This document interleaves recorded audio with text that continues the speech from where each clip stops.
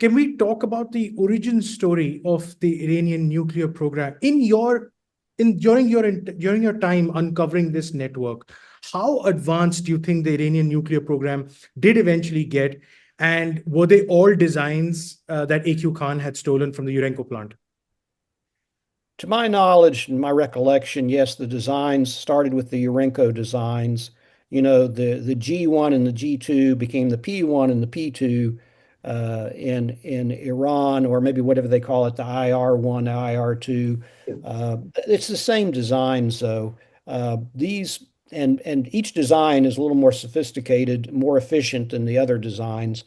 Uh, so they got those plans. Yes, they did, and we were confronted with that sad fact.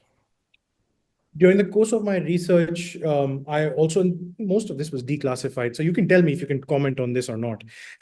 So, during the course of my research, I also, apart from the nuclear technology that AQ Khan was trafficking in, your team also uncovered ballistic missile technology as well. Pakistani ballistic missile technology, also a Chinese atomic bomb blueprint.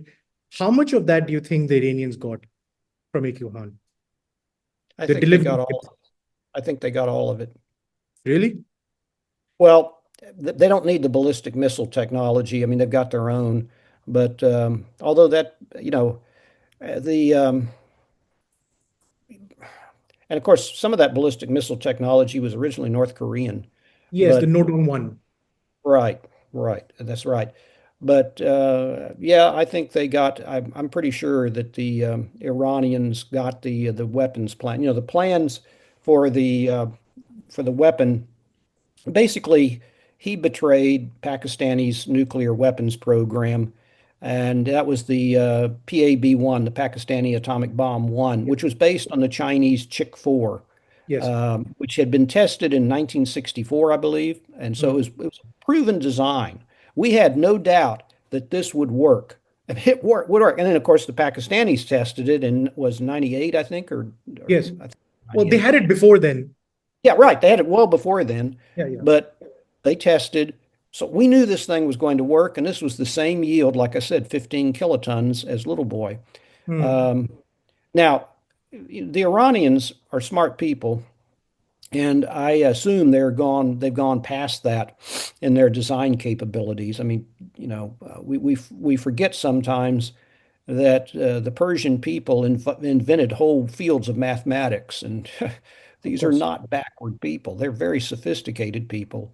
Mm. So it frightens me. People sometimes ask me how concerned I am about the Iranian nuclear weapons program, and I say, okay, my biggest concern is not so much the threat that Iran presents to Israel, because the Iranians are not stupid. They know that the Israelis probably have 150 nuclear weapons and would wipe Iran off the map if the mullahs decided to use it. What I'm concerned about is the nuclear pandemic this would set off in the Middle East when suddenly the Emiratis, the Saudis, the Egyptians, the Turks, and everybody in the region would think if the Iranians have a nuclear weapon, so do we. And if you have that many countries in an unstable area like the Middle East, which frankly we know we've seen this. Look what happened in Gaza. Look, all this stuff going on. I am convinced that the chances of either an accidental or an intentional use of nuclear weapons would go up logarithmically. It would Right. be a nightmare for the entire planet.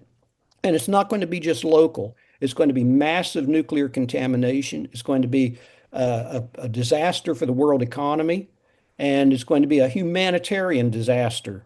So I'm much more concerned about that pandemic, that nuclear pandemic that Iran will set Yes. off. So that's my biggest concern.